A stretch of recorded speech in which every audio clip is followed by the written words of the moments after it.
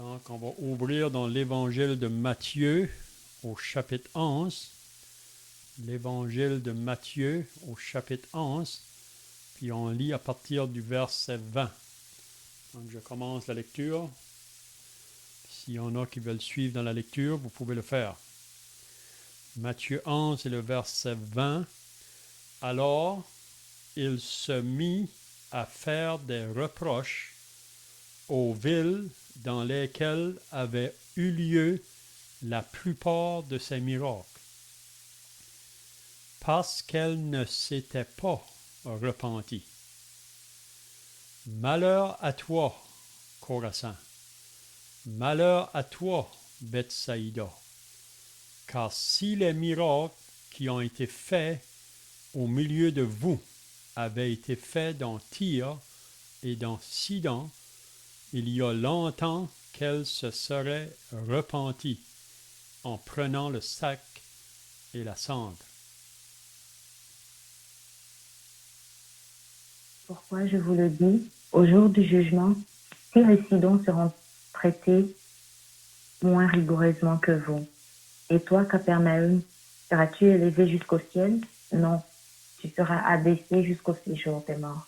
Car si les miracles qui ont été faits au milieu de toi avaient été faits dans Sodome, elles subsisteraient encore aujourd'hui. C'est pourquoi je vous le dis, au jour du jugement, le pays de Sodome sera traité moins rigoureusement que toi. En ce temps-là, Jésus prit la parole et dit, « Je te loue, Père, Seigneur du ciel et de la terre, de ce que tu as caché ces choses aux sages et aux intelligents, et de ce que tu les as révélées aux enfants. » Oui, Père, je te loue de ce que tu l'as voulu ainsi. Toutes choses m'ont été données par mon Père, et personne ne connaît le Fils si ce n'est le Père. Personne non plus ne connaît le Père si ce n'est le Fils, et celui à qui le Fils veut le révéler.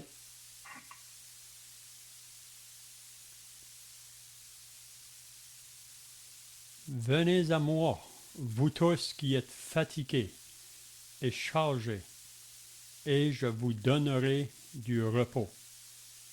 Prenez mon joug sur vous et recevez mes instructions, car je suis doux et humble de cœur, et vous trouverez du repos pour vos âmes, car mon joug est doux et mon fardeau léger. Amen. Donc c'est tout ce qu'on va lire dans la parole de Dieu ce soir. Donc si vous étiez là la semaine passée, on avait regardé les versets 11 à 19. Puis on avait vu là comment que Jésus disait à propos de Jean-Baptiste, le dernier prophète qui est venu avant lui, qui avait été annoncé par Ésaïe le prophète 700 ans auparavant, qu'il aurait un prophète qui viendrait pour préparer le chemin du Seigneur. Ça serait la voix qui crie dans le désert. Puis on sait que Jean-Baptiste, son ministère a été très court, mais il prêchait la repentance. Puis on sait qu'il y a beaucoup de personnes qui venaient en confessant leurs péchés, puis Jean-Baptiste les baptisait dans le Jourdain. Mais on avait vu les versets 16 à 19, c'est que Jésus parle de cette génération dans laquelle il se trouvait. Si vous vous rappelez, même Jésus a appelé cette génération perverse et adultère. Puis qu'est-ce qu'on avait vu à partir du verset 16 à 19 là? Il disait que cette génération, elle ressemble à des enfants assis dans des places publiques et qui, s'adressant à d'autres enfants, disent « Nous vous avons joué de la flûte et vous n'avez pas dansé. Nous avons chanté des complaintes et vous ne vous êtes pas lamentés. Donc, qu'est-ce que Jésus veut nous apprendre ici? C'est vraiment une leçon qu'il veut enseigner là. Parce que Jean-Baptiste est venu, il a parlé de la part de Dieu, mais pour beaucoup, il n'y a pas eu de réaction. Beaucoup de personnes n'ont pas répondu à la prédication de Jean-Baptiste. Puis Jésus est venu aussi par la suite. Puis encore là, beaucoup ont resté indifférents, négligents. Puis on pourrait dire c'est un peu la même chose aujourd'hui dans les jours où nous vivons. Face au message de l'Évangile, beaucoup restent indifférents, négligents, ou même beaucoup vont dire plus tard, mais sans le réaliser pleinement que plus tard pourrait être trop tard. Donc, face aux deux personnages qui ont été les plus grands qui apparus parmi les hommes, parce que vous savez que Jésus avait dit de Jean-Baptiste que parmi ceux qui sont nés de femmes, il n'y en a pas eu de plus grand que Jean-Baptiste. Puis la raison, c'est à cause du ministère qui avait été confié. Puis aussi, il n'y a pas de plus grand que le Seigneur Jésus-Christ. Même Jean-Baptiste pouvait dire à propos de Jésus, « Il faut qu'il croise et que moi, je diminue. » Donc, c'est les deux plus grands personnages, on peut dire, qui ont marché sur cette terre avec un message qui venait de Dieu, puis leur message, c'était la repentance et se détourner de la vie du péché. Parce qu'à moins que le pécheur vienne à la repentance, vienne à la réalisation de sa condition devant Dieu, il ne peut pas être sauvé. Donc il faut qu'il vienne à ce temps-là de repentance. Puis ensuite, quand il réalise qu'il est perdu, qu'il est sans Dieu, qu'il est en route vers le jugement éternel, Dieu lui révèle son Fils, le Seigneur Jésus-Christ, sur la croix. Il a porté la condamnation que nous tous, nous méritions à cause du péché. Donc celui qui met sa confiance en lui, dans cette œuvre, il promet cette vie éternelle. Donc, Jésus a parlé, Jean-Baptiste a parlé, beaucoup d'autres prophètes ont parlé avant eux, mais pour beaucoup de gens, ils restent sans réagir. C'est un peu comme qu'on vient de lire là, à propos des enfants qui jouent de la flûte, mais les autres, à l'autre côté de la rue, ils ne vont pas danser, ils ne vont pas réagir. D'autres vont chanter des complaintes, la même chose, les gens restent sans réagir. Donc, ce soir, on va commencer à partir du verset 20. Puis le verset 20, si vous avez remarqué, c'est Jésus qui va faire des reproches, puis même qui va lancer un malheur sur des villes. Puis ici, il mentionne 3 villes que Jésus annonce un malheur. Jésus a dit dans Jean chapitre 3, « Je ne suis pas venu dans le monde pour juger, je suis venu pour sauver. » Mais ici, on voit, même pendant son ministère public, là, face à des villes complètes, il va lancer un jugement ou prononcer un jugement sur ces villes. Puis qu'est-ce qu'il nous dit? Que le jugement de ces villes va être beaucoup plus sévère que d'autres. Pourquoi? Parce que ces villes-là ont eu plus un grand privilège. Parce que Jésus a marché au milieu d'eux. Oui? Donc c'est ça qu'on va voir à partir du verset 20. Donc on lit au verset 20. « Alors il se mit à faire des reproches aux villes dans lesquelles avaient eu lieu la plupart de ces miracles parce qu'elles ne s'étaient pas repenties. » Donc, Jésus fait des reproches à ces villes-là. où que lui a passé, puis qui a fait beaucoup de miracles, mais même face aux miracles que Jésus a fait, les gens ont resté endurcis, si on peut dire, ou incrédules. Ils n'ont pas venu à la repentance. Si vous vous rappelez, la ville de Ninive, si vous lisez le livre de Jonas, Dieu a appelé son prophète Jonas pour qu'il aille dans la ville de Ninive pour avertir cette ville parce qu'il y avait beaucoup de méchanceté dans cette ville, beaucoup de péché. Puis Dieu allait juger la ville, à moins qu'elle change de vie. Puis c'est la raison pourquoi il va envoyer son prophète Jonas. Puis si vous vous rappelez, au début, le prophète a désobéi à Dieu. Donc un prophète qui désobéit à Dieu, peut-être que ça nous surprend, mais il ne faut pas que ça nous surprenne. Parce que vous savez, nous qui sommes sauvés, parfois nous désobéissons aussi à Dieu. Quand Dieu nous commande de faire quelque chose ou d'aller vers quelqu'un pour leur proclamer ou annoncer le message de l'Évangile, souvent on recule, on n'avance pas. Donc Jonas, il a pris un chemin contraire. Puis si vous vous rappelez, dans le bateau où il se trouvait, une grande tempête est venue. Puis les marins du matelot, là, ou les hommes qui étaient dans le bateau, ont pensé on va tous périr, on va tous périr. Puis le capitaine est descendu dans le fond du bateau, puis il a trouvé Jonas qu'il était en train de dormir. Pendant qu'eux étaient en train de périr, Jonas, le prophète, dans le fond du bateau, il est en train de dormir. Puis le capitaine l'a réveillé, puis il lui a demandé pourquoi il était là. Puis il lui a dit la raison.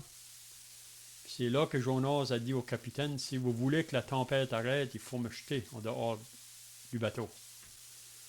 Le capitaine était un peu craintif, mais ils ont obéi à ce que Jonas les a dit. Puis quand ils l'ont jeté dans la mer, la tempête est arrêtée. Mais Jonas est descendu dans les profondeurs de la mer. Puis il a été avalé par un grand poisson. Puis dans le poisson, Jonas a prié parce qu'il savait que le salut vient de l'Éternel. Puis il croyait que c'est seulement Dieu qui peut le sortir de ce poisson-là. Puis il a prié, puis Dieu a répondu à sa prière. Dieu lui a fait une grâce. Puis si vous vous rappelez, le poisson est venu vomir Jonas sur le bord de la terre. Puis une deuxième fois, Dieu a appelé Jonas. Puis là, on voit que Jonas va obéir. Puis il est allé dans la ville, à Ninive. Puis si vous vous rappelez, son message était très court. Est-ce que quelqu'un se rappelle du message que Jonas a annoncé dans la ville de Ninive? Quelqu'un se rappelle?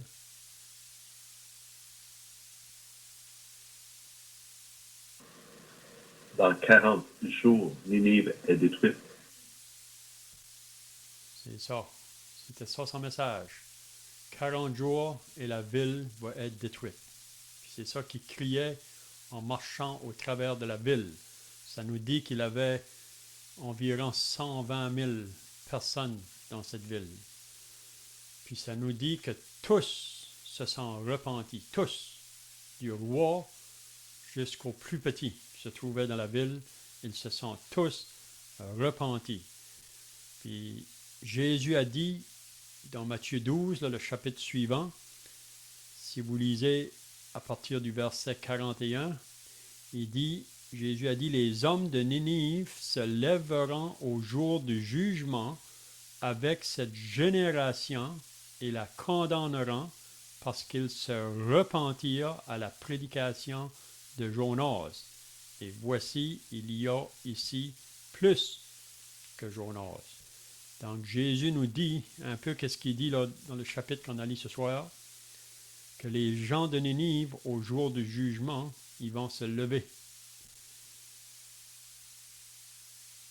Puis ils vont vous condamner parce qu'ils se repentirent, eux, à la prédication de Jonas.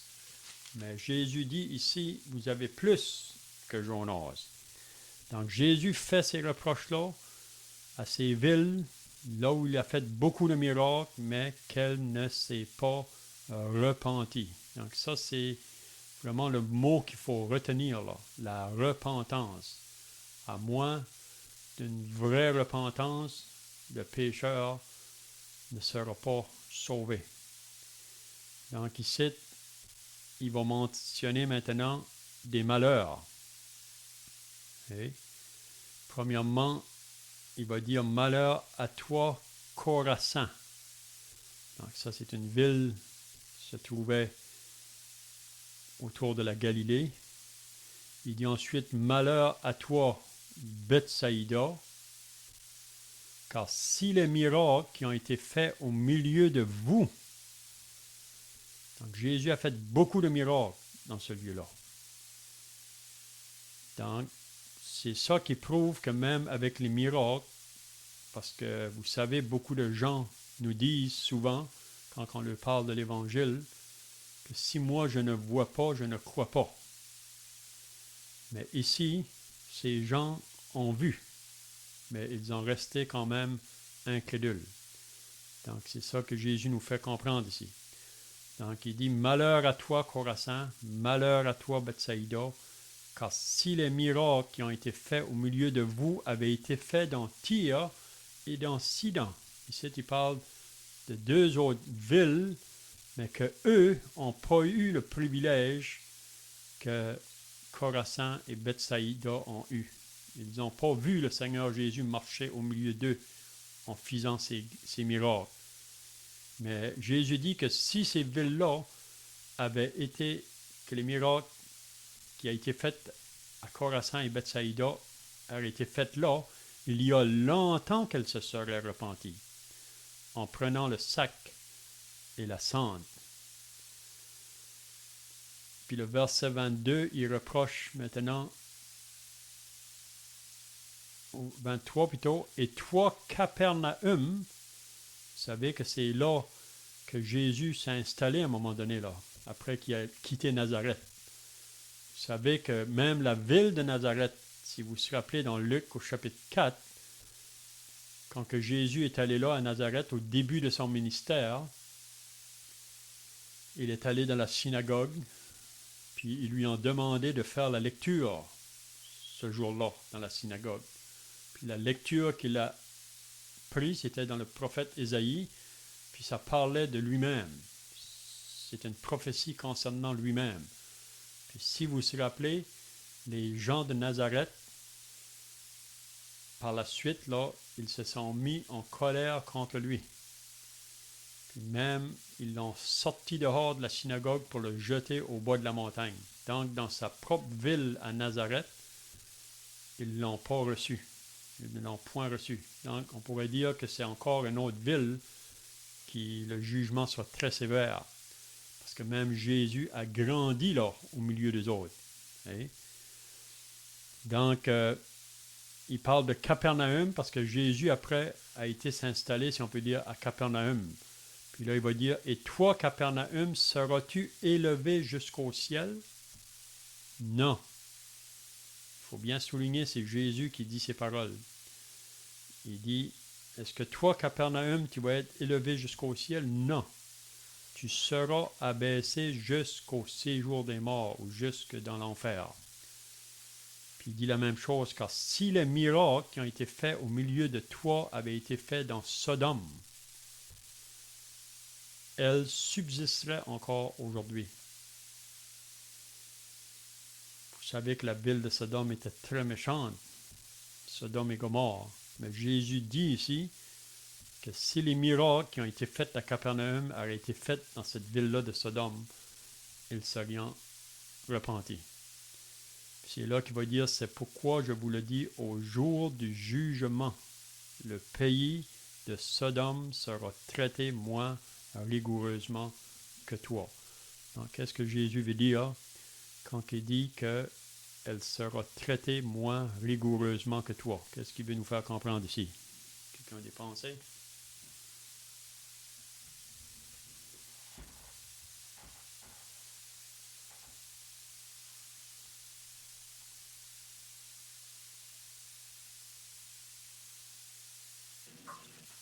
On avait lu au sujet de Jean-Baptiste, quand Jésus a rendu le témoignage, il disait, il n'y a pas plus grand que Jean-Baptiste.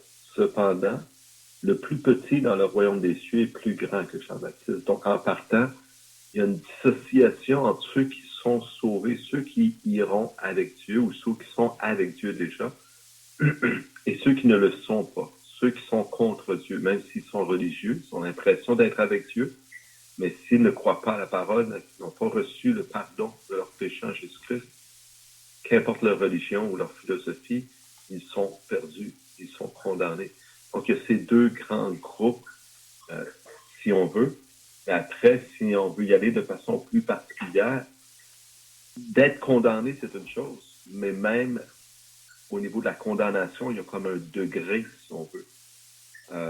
Même sur la Terre, on voit ça dans le système légal. Hein. Si quelqu'un a tué ou si quelqu'un a volé une pinte de lait, le jugement n'est pas le même. Les deux sont coupables, mais le jugement n'est pas au même niveau. Il est en proportion de la faute, si on veut. Et ce que Jésus dit ici, finalement, c'est que plus on connaît, plus on a entendu parler de Jésus et de la vérité, plus on est responsable devant Dieu, plus on est donc coupable. Si on rejette le message de l'Évangile, il y a un principe de responsabilité. On le voit même au niveau de l'enseignement. Il est écrit que ceux qui enseignent la parole de Dieu seront traités plus rigoureusement parce que, bien sûr, ils ont normalement cette connaissance supplémentaire. Donc, ce que Jésus est en train de dire, c'est qu'ils vont être traités plus rigoureusement parce que vous et moi, on n'a pas vu ces miracles que Jésus a accomplis. On a la bénédiction de lire au sujet de ces miracles, mais on ne les a pas vus de nos propres yeux. Et ces gens, malgré qu'ils l'ont vu de leurs yeux, ils refusent encore de croire. Donc, ça attire sur eux une plus grande responsabilité, une plus grande culpabilité, si vous voulez. Ils sont responsables encore plus. Mm-hmm. Donc, comme pour Israël, parce que Dieu s'est révélé à eux, qu'il les a même choisis comme peuple sous l'Ancienne Alliance, ils ont eu des privilèges beaucoup plus grands que toutes les autres nations alentour. Donc, pour ce peuple-là, le jugement sera plus sévère pour ceux qui refusent de croire, qui refusent de se repentir, puis se tourner vers la provision que Dieu a pourvue pour eux.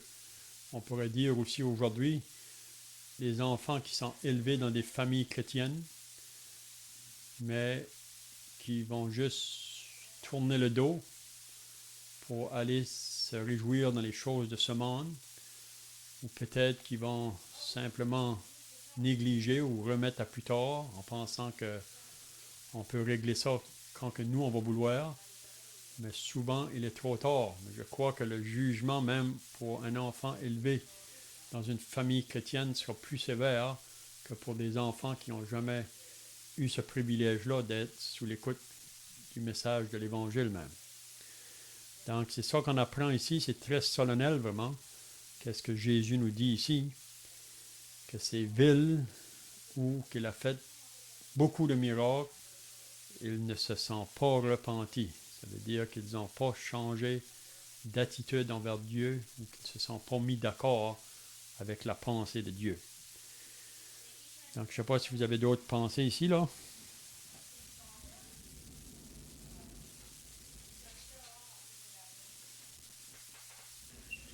J'avais une question, commentaire en rapport avec qu'on a mentionné au tout début, quand tu es revenu sur le texte la semaine dernière avec Jean le Baptiste, on voit qu'il est mentionné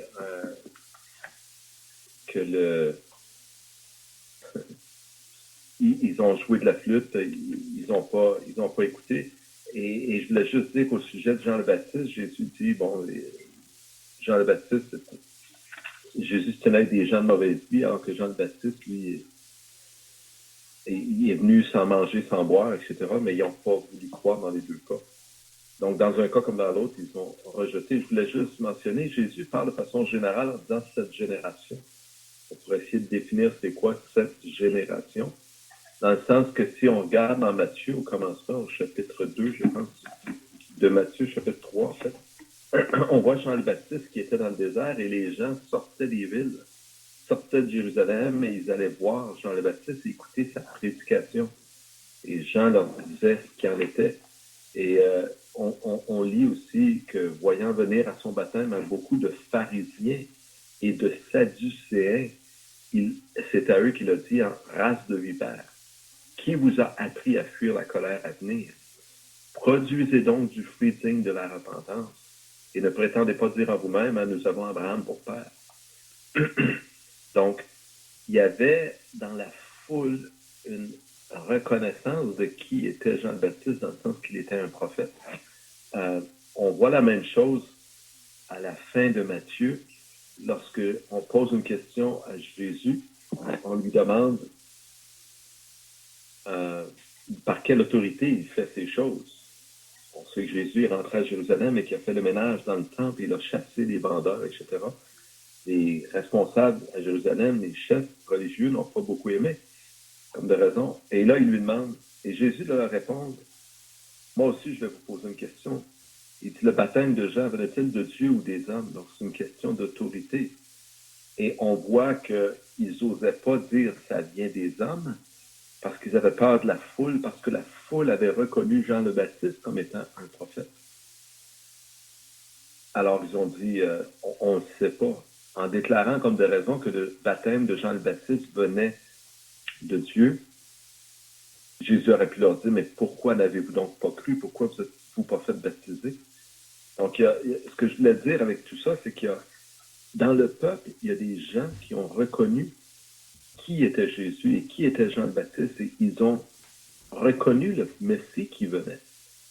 Et pour différentes, on va dire, mauvaises raisons, on ne connaît pas la vie de chacun de ces gens-là, mais il y en a beaucoup parmi eux, malheureusement, qui n'ont pas pris position. Donc, ils se sont assis sur leur laurier, comme on le dit, puis ils ont entendu que les choses, le vent passe, le temps change, je ne sais pas quoi.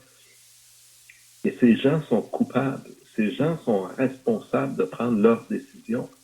Les dirigeants du peuple ont mal dirigé le peuple. Ils ne les ont pas incités à croire en Jésus, en ce qu'il était, en ce qu'il est, je devrais dire.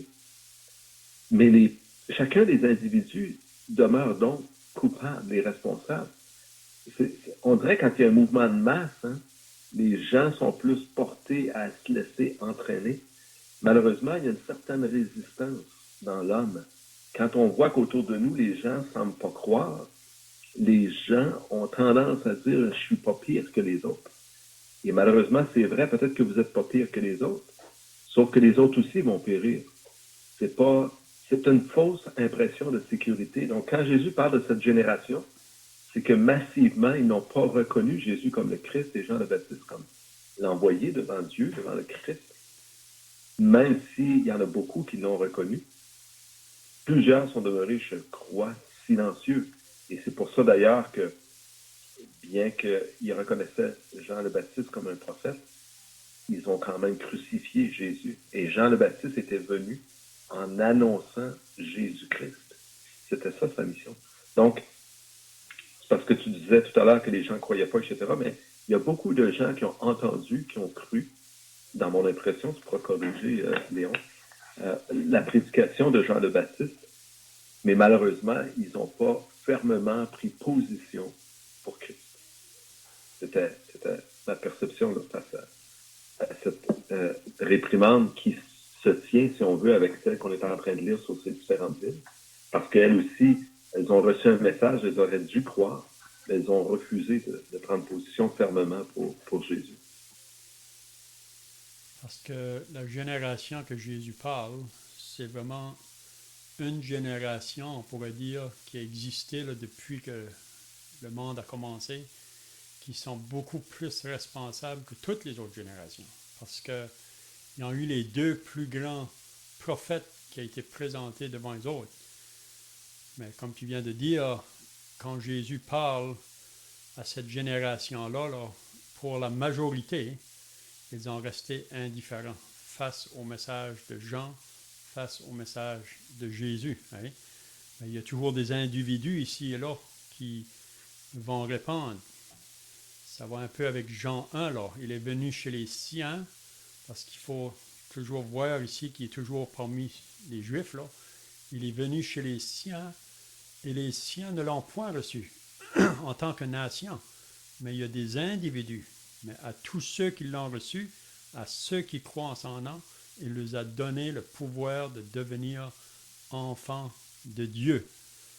Même si vous vous rappelez, Jésus a dit dans Marc au chapitre 8 que celui qui aura honte de moi devant cette génération perverse et adultère, moi aussi j'aurai honte de lui quand je viendrai dans mon règne. Donc, pour prendre position pour Jésus dans ces jours-là, quand Jésus était sur la terre, là, ça prenait tout un courage. Ça prenait quelqu'un qui était prêt à défier vraiment le peuple et qui ne se laissait pas craindre, si on veut dire, par la menace ou l'opposition, surtout les chefs religieux de ce moment-là. Hein. Donc, c'est une génération vraiment plus responsable que toutes les autres générations qui vont vivre sur la terre, si on peut dire.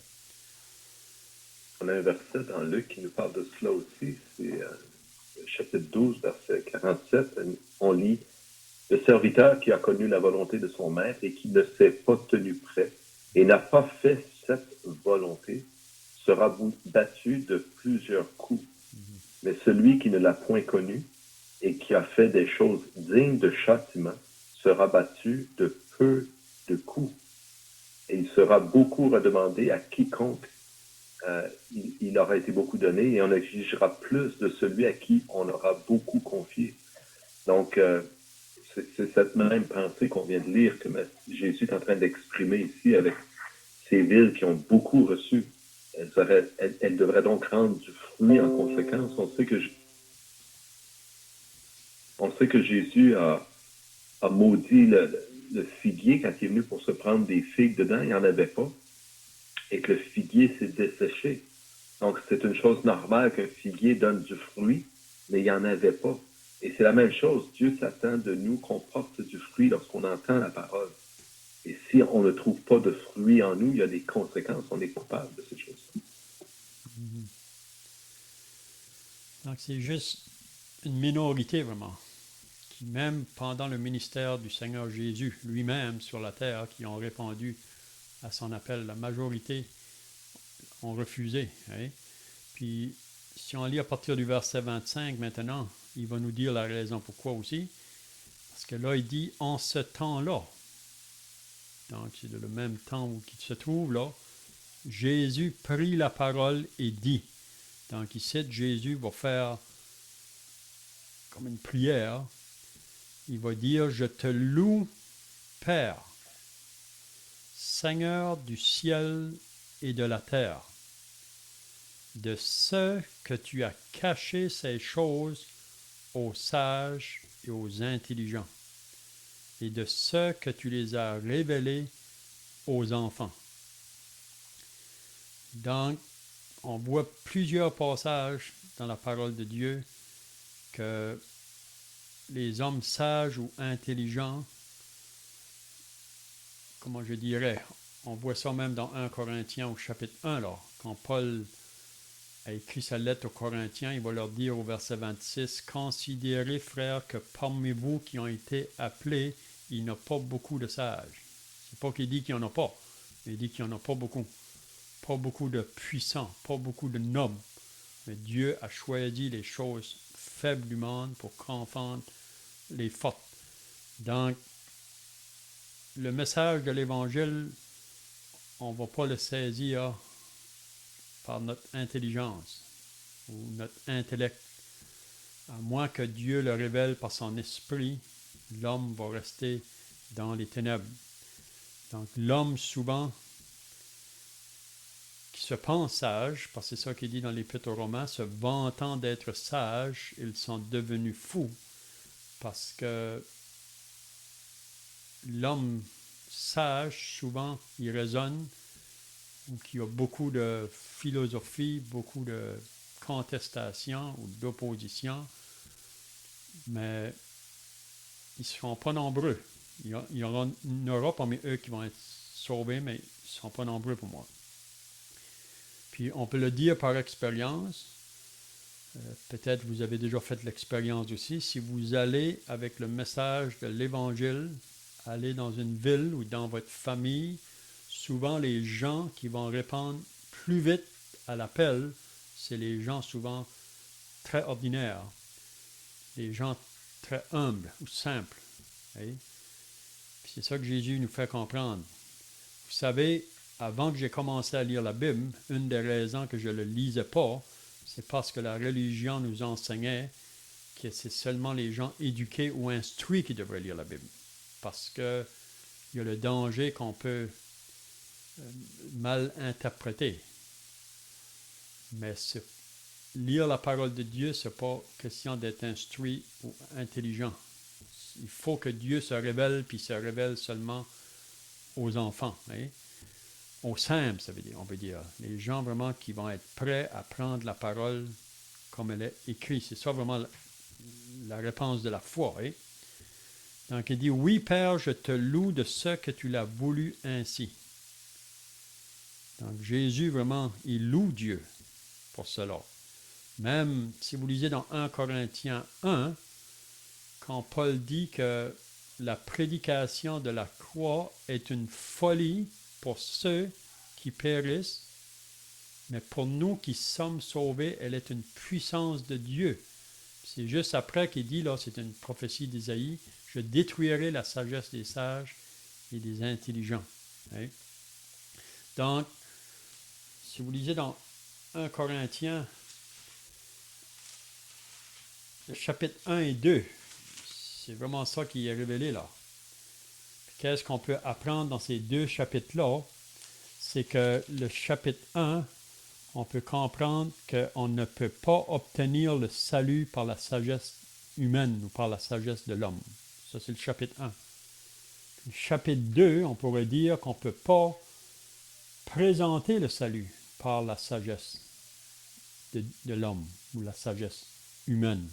Donc, c'est pour ça que quand Paul est allé à Corinthe, il dit qu'il n'est pas allé là avec une sagesse de langage. Parce que le message de l'Évangile, vraiment, c'est un message qui est très simple. Puis même, pourquoi que les sages ou les intelligents refusent de croire, c'est qu'ils ne peuvent pas accepter qu'un homme mort sur une croix peut être un sauveur.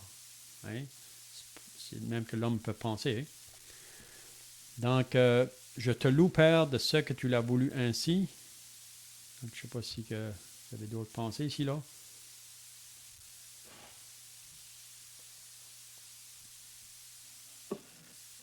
En fait, on pourrait même lire un petit peu dans 1 Corinthiens, comme tu le mentionnais, au chapitre 1er. Paul le dit, les Juifs demandent des miracles et les Grecs cherchent la sagesse. Donc, une connaissance supérieure.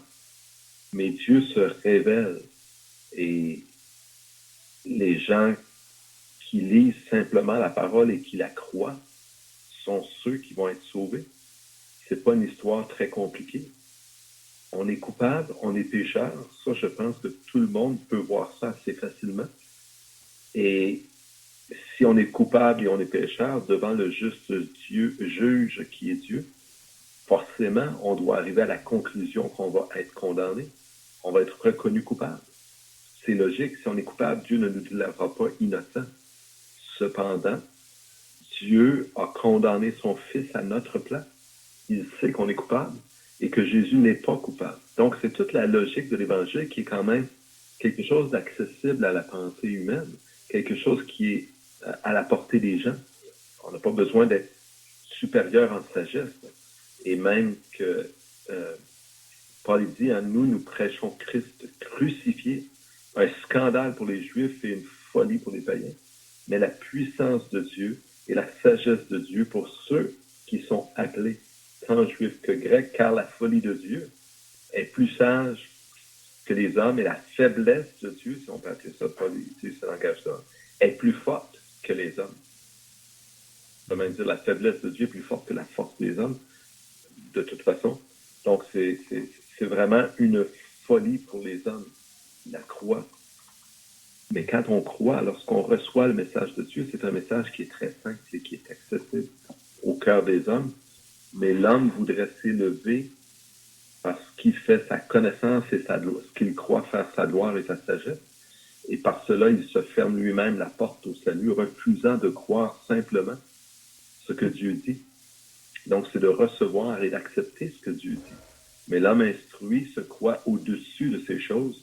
Il croit qu'il peut parvenir par lui-même à accomplir la volonté de Dieu, à faire ce que Dieu demande ou à satisfaire un certain standard de qualité, de hauteur, de pureté, si on veut, qu'il serait accepté devant Dieu. Mais la Bible nous révèle que cela, c'est pure folie, véritablement. C'est ça. Donc, je vois que le temps est passé. On peut regarder peut-être le verset 27. Il va dire « Toutes choses m'ont été données par mon Père. » Donc, Jésus qui parle, il dit « Toutes choses m'ont été données par mon Père. » Même quand il va donner son commandement là, à la fin là, à ses disciples avant de partir au ciel, il va dire « Tout pouvoir m'a été donné dans le ciel et sur la terre. » Donc, toutes choses m'ont été données par mon Père. S'il y a une chose que les pharisiens ne voulaient pas entendre, c'est que Jésus appelait Dieu son Père, puis même qu'il se faisait égal à Dieu. C'est une des raisons principales pourquoi ils voulions le mettre à mort. On voit ça dans Jean au chapitre 5 aussi. Toutes choses m'ont été données par mon Père et personne, donc il faut mettre ça bien clair ici, personne ne connaît le Fils si ce n'est le Père. Donc, on ne peut pas séparer les deux. Personne ne connaît le Fils si ce n'est le Père, et personne non plus ne connaît le Père si ce n'est le Fils, et celui à qui le Fils veut le révéler. Donc, le Fils va le révéler aux simples, à ceux qui vont être prêts à prendre leur place de pécheurs perdus devant Dieu. C'est là le côté du message de l'Évangile là, que beaucoup ont de la difficulté à accepter. D'accepter qu'on ne peut rien faire par nous-mêmes pour avoir ce salut-là. C'est ça qui est difficile, parce que l'homme pense toujours qu'il y a un peu de bon en lui, puis il faut qu'il y ait une part à faire dans cette trêve-là. Mais c'est là. Mais c'est seulement ceux qui vont être prêts là. Puis ça, c'est le travail de Dieu, pareil, du Saint-Esprit, vraiment dans le cœur d'un homme, pour qu'il soit brisé, puis qu'il arrive à cette conclusion-là, je suis perdu. Donc Dieu, maintenant, se révèle à cet homme. Peut-être qu'on peut finir le chapitre, là, quand il dit ensuite, « Venez à moi ». Donc, Jésus lance un appel. Et c'est l'appel de Jésus. « Venez à moi ». Qui? Vous tous qui êtes fatigués et chargés. Donc, c'est à eux que Jésus lance l'appel. Et je vous donnerai du repos. Donc, ici, on voit à plusieurs reprises dans les évangiles quand que Jésus lance des appels comme cela. Hein? Entrez par la porte étroite. Je suis la porte. Si quelqu'un entre par moi, il sera sauvé. Je ne mettrai pas dehors celui qui vient à moi. Donc, venez à moi. C'est un appel très simple. Si vous disiez à un enfant, viens à moi, il n'y a pas d'hésitation. L'enfant va venir. C'est pour ça qu'il dit qu'il faut devenir comme un enfant. Venez à moi, vous tous qui êtes fatigués. Fatigués de la vie du péché, si on peut dire. Chargés. Vous savez, le péché, ça fait courber l'homme. par terre. Mais Jésus est celui qui peut nous libérer, nous affranchir de ce fardeau-là. Venez à moi, vous tous qui êtes fatigués et chargés, et je vous donnerai du repos. Donc, c'est seulement le moment qu'on vient à Jésus comme un pauvre pécheur perdu, un peu comme le publicain, et qui se frappait la poitrine, il n'osait même pas lever la tête au ciel. Il disait, « Ô Dieu, sois apaisé envers moi qui suis un pécheur. » Puis vous vous rappelez qu'est-ce que Jésus a dit? Celui-ci est entré chez lui justifié et non pas l'autre. Donc le pharisien sentait sa charge, son fardeau. Il était fatigué de cette vie de péché. Puis ce jour-là, il a reçu le repos de son âme. Puis ensuite, il va dire, « Prenez mon joug sur vous et recevez mes instructions, car je suis doux et humble de cœur, et vous trouverez du repos pour vos âmes. » Donc, on sait qu'il y a 3 repos. Il y a le repos qu'on obtient au salut. Ensuite, il y a le repos qu'on peut avoir dans la marche, là, dans notre marche de chaque jour. Puis comment est-ce qu'on peut avoir ce repos-là? C'est rester près de Jésus, rester près de ses enseignements, d'obéir à sa parole. Hein? Puis on sait qu'il y aura le repos final, le repos complet, si on veut dire, quand on va être dans sa présence. Donc, prenez mon joug sur vous et recevez mes instructions, car je suis doux et humble de cœur. Donc, c'est ça le caractère du Seigneur Jésus. Et vous trouverez du repos pour vos âmes, car mon joug est doux et mon fardeau léger. Donc, pour moi, on peut le dire par expérience, là, depuis plusieurs années maintenant, qu'on a été sauvés, puis c'est le meilleur maître dans lequel on peut se reposer. C'est la plus belle vie à vivre, une vie pour le Seigneur Jésus, parce qu'on n'a pas d'autre chose à nous occuper. Hein? Alors, il y a des choses qu'on a à s'occuper des choses de chaque jour, nos responsabilités. Mais avec Jésus avec nous, c'est ça qui importe vraiment. Donc, je ne sais pas si vous avez d'autres choses pour terminer, là. Sinon, on va terminer par la prière.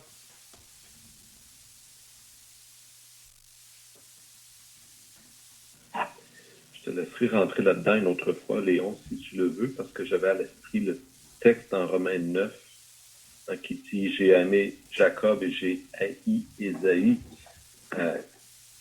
Ce qu'on vient de lire, hein, c'est qu'il y en a qui utilisent ces textes en voulant dire qu'on ne peut pas venir à Dieu si Dieu ne nous attire. Hein, si Dieu, en fait, si le Fils ne veut pas révéler le Père à nous, on ne pourra pas connaître le Père. Et c'est vrai, Jésus le dit, mais je ne m'inquiéterai pas trop avec ça parce que Dieu nous révèle aussi que sa volonté, c'est que tous les hommes viennent à la connaissance de l'Évangile, que tous soient sauvés. Et d'ailleurs, ce verset avec lequel tu viens de finir, Dieu, le verset 28, hein, « Venez à moi », Jésus appelle. Jésus appelle les gens et on doit répondre à l'appel. On a notre part en ce sens à faire. C'est notre responsabilité de répondre à cet appel. Venez à moi, vous tous qui êtes fatigués et chargés. Et il promet le repos. Donc, c'est pas juste la question que je suis pas sauvé parce que Dieu ne le veut pas. C'est pas comme ça que ça fonctionne. Dieu veut que tous soient sauvés. C'est ça. Ben, c'est bien, on va terminer par la prière, puis ensuite on peut chanter un cantique pour terminer. Notre Dieu et notre Père, nous voulons maintenant terminer par la prière. Nous réalisons que nous avons regardé un passage ce soir très solennel à la pensée que les personnes face au message de l'Évangile, même ceux qui ont vécu du temps de Jésus, par les miracles qu'ils ont vus, c'est très solennel pour ceux qui ne vont pas croire, qui ne vont pas venir à la repentance pour recevoir le Fils. Leur jugement sera beaucoup plus sévère que pour d'autres qui n'ont pas eu les mêmes responsabilités. Donc, on prie donc ta bénédiction ce soir sur tous ceux qui sont présents. Aide-nous, Seigneur, à proclamer ce message autour de nous de ne pas avoir crainte, même si nous rencontrons beaucoup d'indifférence, de l'opposition, parce que nous croyons qu'il y a toujours, au travers la foule des âmes, qui répondent ici et là au message. Donc nous remettons cette étude devant toi. Bénis chacun au nom du Seigneur Jésus. Amen.